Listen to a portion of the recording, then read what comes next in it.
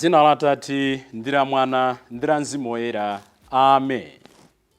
Pepana Ambuye, tiyeni ku nyumba mwana wanga asanafe. Pemphero la mphamvu. Lero tikumana ndi Ambuye Yesu amene akupereka moyo kwa mwana wa mkulu wina wa ku nyumba ya mfumu amene mwana wake anadwala mpaka kumwalira. Koma Ambuye Yesu akuperekanso moyo monganso lero akufuna aperekere moyo kwa inu ndi ine. Ndikulandireni abale ndi alongo pano pa Tiyankhuleni Ambuye. Lero ndi Lolemba pa 11 March chaka cha 2023. Ndi Lolemba la mulungu wa folo wa nyengo ya Lent. Ndipo tikawerenga pa masiku athu 40 aja, lero ndi tsiku la namba 23 posawerengera masiku a mulungu. Mawu athu oyamba akuchokera m'buku la mneneri Yesaya mutu wa 65 ndime ya 17 kulekeza 21. Kulira kwanu sikudzamvekanso. Ngati inu ndine tichitire nkhanza anthu ena, ngati inu ndine sitikhululukira anthu ena, kulira kwathu sikudzamvekanso pamaso pa Mulungu. Iye akulenga dziko latsopano, iye akulenga thambo latsopano. Amene akutiwerengera mawu oyamba ndi Miriam dzanja limodzi kuchokera ku Mtima Woyera Parish mu Archdiocese ya Lilongwe. Salimo yathu tsiku la lero ndi Salimo namba 30. Ndidzakutamandani inu chauta, pakuti mwanditulutsa m'dzenje la imfa, simudalole kuti adani anga akondwerere poona kuti ine ndikuvutika. Ndidzakutamandani inu chauta. Mawu athu amuthenga wabwino ndi monga adalembera Yohane Oyera mutu wa 4 ndime ya 43 kulekeza 54. Amene akutiwerengera mawu amthenga wabwino komanso kutigawira mawu ndi Reverend Father Francis Damaseke kuchokera ku Episcopal Conference of Malawi ECM.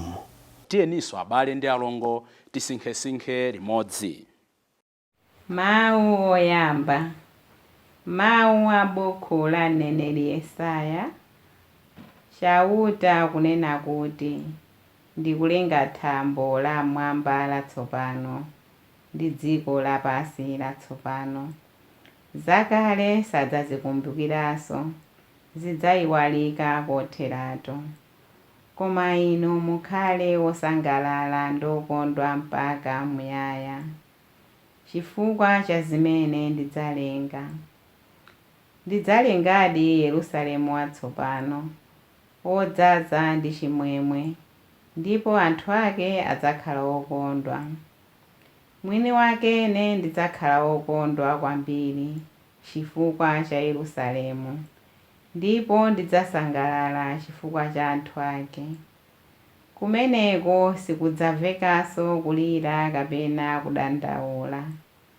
Ana sadzafanso ali akhanda, ndipo nkhalamba zonse zidzakwaniritsa zaka zawo zonse. Amene adzafe ali a zaka 100 zokha adzaoneka ngati anyamata. Kufa zisanakwane zaka 100 kudzasonyeza kutembereredwa. Anthu adzamanga nyumba ndi kukhalamo, adzadzala mipesa ndipo adzadyerera zipatso zake. Mawu a Ambuye. Tithokoze Mulungu. Ambuye akhale nanu. Mawu amuthenga wabwino monga adalembera Yohane Oyera. Ulemu kwa inu Ambuye. Atapita masiku awiriwo, Yesu adachoka napita ku Galileya. Mwini wakeyo analata nena kuti mneneri anthu akwawo samchitira ulemu. Komabe pamene adafika ku Galileya, Agalileya adamlandira popeza kuti ene akewo nawonso adapita ku Yerusalemu ku chikondwerero cha Pasaka, ndipo adaona zonse zimene Yesu ankachita pa chikondwereropo. Yesu adapitanso ku Kana wa ku Galileya, kumene iye adasandutsa madzi vinyo kuja. Panali nduna ina ya mfumu imene mwana wake ankadwala ku Kaperenawo. Pamene adamva kuti Yesu wafika ku Galileya kuchokera ku Yudeya, anadza kwa iye nampempha kuti apite naye ku Kaperenawo kuti akachiritse mwana wake amene anali pafupi kufa. Yesu adamuwuza kuti, mukapanda kuona zizindikiro zozizwitsa simukhulupirira ayi. Ndunayo idati, ndapota nanu Ambuye, tiyeni mwana wanga asadafe. Yesu adamuwuza kuti, pitani, mwana wanu wachira. Munthuyo adakhulupiriradi mawu a Yesuwo, ndipo adapita kwawo. Panjira adakumana ndi antchito ake, ndipo iwo adamuwuza kuti, mwana wanu wachira. Adawafunsa za nthawi imene adachira mwanayo. Iwo nkunena kuti malungo ake adamleka dzulo nthawi ya 1 koloko masana. Bamboyo adazindikira kuti inali nthawi yomweyo imene Yesu adamuwuza kuti mwana wake wachira. Tsono iye adakhulupirira pamodzi ndi onse a m'banja mwake. Ichi chinali chizindikiro chachiwiri chimene Yesu adaonetsa atafika ku Galileya kuchokera ku Yudeya. Mthenga wa Ambuye. Ulemu kwa inu Ambuye Yesu Kristu. Kwa inu amene mumaonerera mafilimu, makamaka mafilimu ka ankhondo, zomenyana zongolana manjazi. Mchaka cha 1995 kudatuluka filimu ina yabwino kwambiri imene adapanga actor wankulu anali Antonio Bernandes, ndipo popanga actipo amadziwika ndi dzina lakuti El Mariachi. Filimu yo dzina lake amati Desperado. Munthu wina anali ndi situation yoti amafuna atabwenza kapena china chake chitachitika. Lero tikuona Desperado mmawu athu amuthenga wabwino. Mkulu kapena nduna ya mfumu ina ku Kaperenawo, mwana wake akudwala zakayakaya. Atamva za Yesu akupita, pepani Ambuye, tiyeni ku nyumba kwathu mwana wanga asanafe. Uku ndikulira kumene inu ndine timachita nyengo zathu zikakhala kuti zayamba kupendekera. Timafuna Ambuye atatiyankha ndipo Ambuye amayankhadi. Lero pali maphunziro ambiri pamene mkulu ameneyo akumpempha Yesu kuti achitepo kanthu ku mavuto ake. Ndimafuna kuti tsiku la lero titenge zinthu 6 nkuzilingalira bwino, chifukwa tangotsala ndi milungu iwiri kuti timalize ulendo wathu wa masiku 40. Toyambirira amene akupempha, amene akulirayo, amene akudandaulayo kuti Yesu akachiritse mwana wake. He is the loyal official, ndithu ndi nduna yayikulu. Mwa iyeyu pa Chingereza amanena kuti munali var and flare, yet he had tears. Mwa iyeyu ndithu munali ulemerero, munali kumva kukoma moyo. Anyamata amati ankaunjoya moyo. Koma muona kuti mkatikati mwake mwa unjoya moyo, mwa ulemerero wake, anali ndi misozi. Umenewo nde umunthuwo. Inu ndine sitingangokhalira nthawi zonse kukondwa. Moyo wathu tikumbukire is a mixture, is a blend of joy and tears, is a blend of suffering and happiness, is a blend of the mountain top and of the valley. Komano mkuluyu sakudwala ndiyeyo, akudwala ndi mwana wake. He moved from his comfort zone to respond to the need of the family, to respond to the need of the suffering child. Inu ndine lero akutipempha kuti pamene tili pa udindo, pamene zinthu zikutiyendera, pamene takwezedwa, we should move from our comfort zones and remember the suffering others. Remember mwana wathu amene akudwala. Mwana wathu odwala atokhala akazi anu, atokhala amuna anu, atokhala nsembe anu, atokhala ma constituency members anu, litokhala dziko lanu, atokhala anthu amene tikuwatumikira. Pepani bambo, bwerani ku nyumba kwanga, mwana wanga asanamwalire. Mkuluyu is moving from udindo wake. Mkuluyu is moving from his influence and affluence. Kudzichepetsa nkugwada kuti Ambuye achitepo kanthu. Tizikhala consent ndizosowa za anthu ena, ndi njala ya anthu ena, ndi usiwa wa anthu ena, ndi kutopa kwa anthu ena, ndi kulira kwa anthu ena. Don't be the source of somebody's tears. Don't be the source of somebody's lacks. Don't be the source of somebody's hunger. Don't be the source of somebody's poverty. Instead, be the one pleading on behalf of others.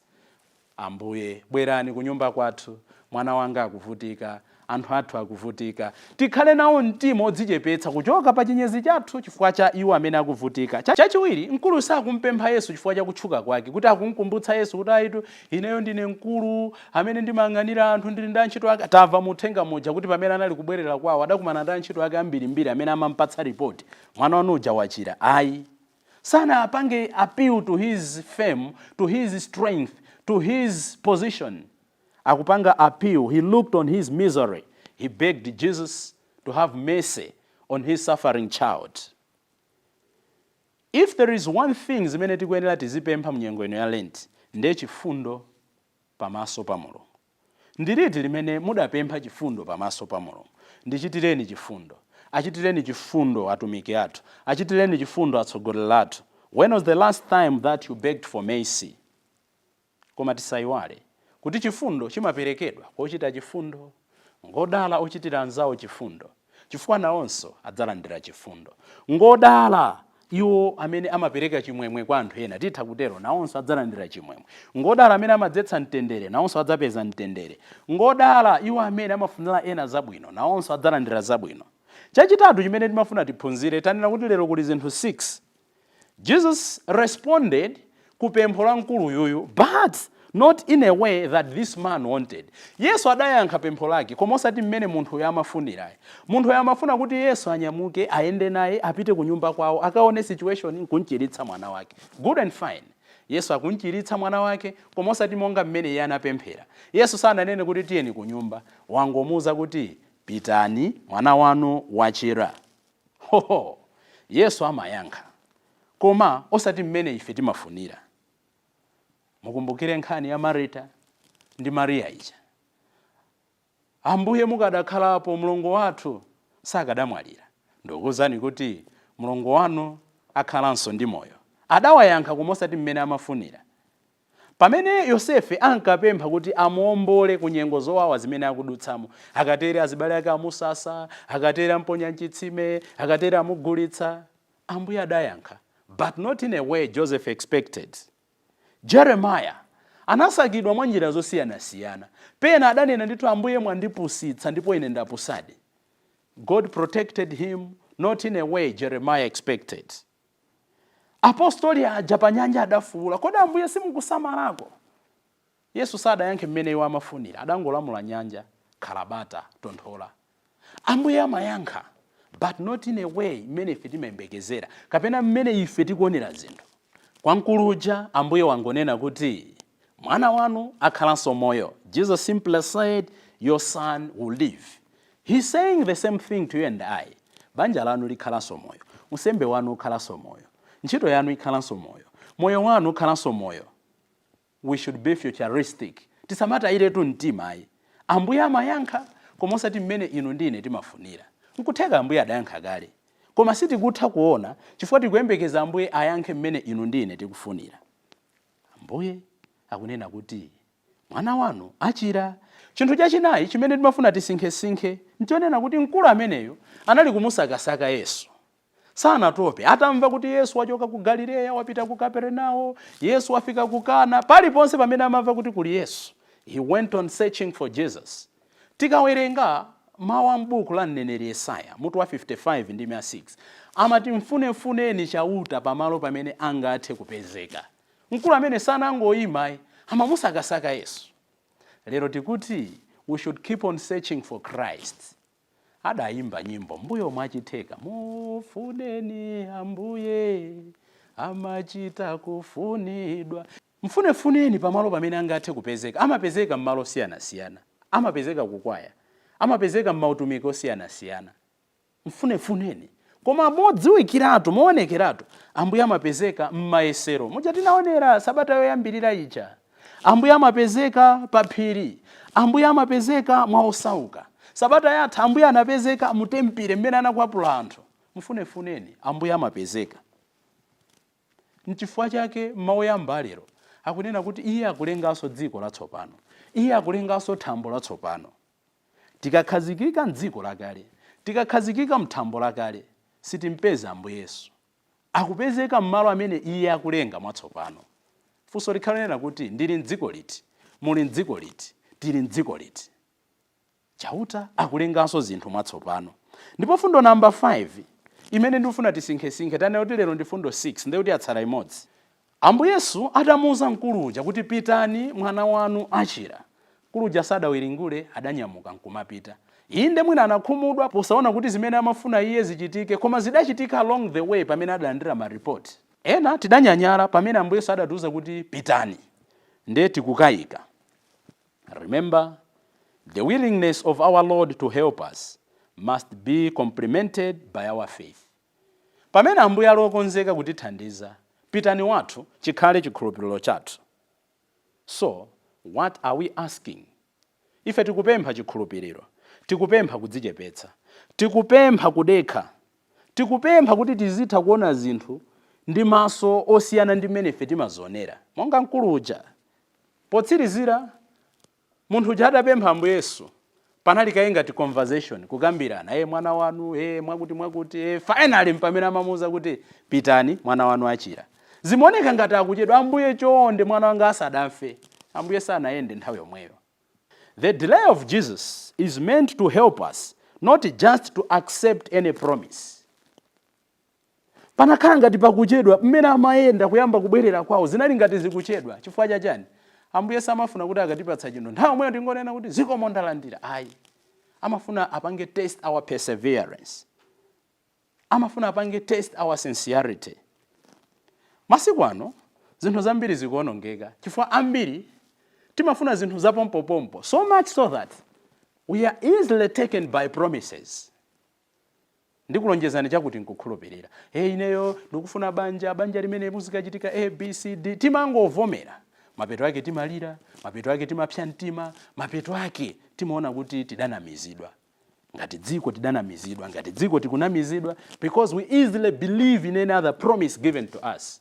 Kandi fatsogola chipembedzo timanamiza anthu njira zosiyana-siyana. And the people don't have the audacity like the people of Berea. Amene amati Paulo akanena chinthu, iwo madzulo nkumakasakasaka m'malemba oyera kuti amanena adizoona. The delay of Jesus is only meant to teach us not to accept any promise instantly. Tiziti ena akatilonjeza zinthu. Katilonjeza fetereza, katilonjeza chani, katilonjeza banja, katilonjeza chuma. Posachedwa apa tiona makampeni ngati sanayambike kale kuzibwera malonjezo osiyana-siyana. Tisangoti tikauzidwa chinthu nkuvomera nkuimba m'manja. Analyze the thing. Kuonamo choona, nkusefamo bodza, nkukhala ndi realistic expectations. Ambuye, bwerani mwana wanga asanafe. Ambuye akuti pitani mwana wanu achira. Munyengo ena Lent tikufuna timve mawu Ambuye Yesu nena kuti pitani mwana wanu achira. Dzina la Tate ndi la Mwana ndi la Mzimu Woyera. Amen. Kaza